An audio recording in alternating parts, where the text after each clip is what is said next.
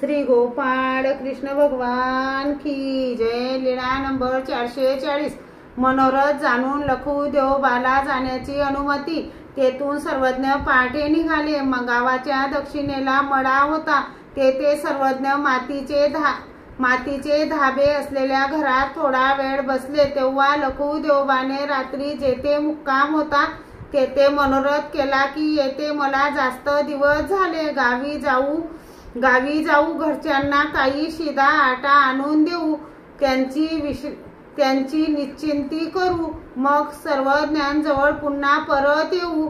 सर्वज्ञ दात घासत होते। एका हातात काडी घेतली। मग सर्वज्ञांनी सांगितले, काय पुण्य महात्मे हो, कुटुंबाची काही चिंता वाटत आहे का? त्यांनी म्हटले, हो जी, पुष्कळ दिवस झाले, गावाला जाऊ, शिदा आटा आणून देऊ, निश्चिंती करू, मग येऊ। सर्वज्ञांनी सांगितले, बरं तर तसे करा। नंतर सर्वज्ञांना पूजावसर केला। ते सर्वज्ञांना दंडवत करून श्रीचरणा लागले आणि निघाले। श्री गोपाळ कृष्ण भगवान की जय।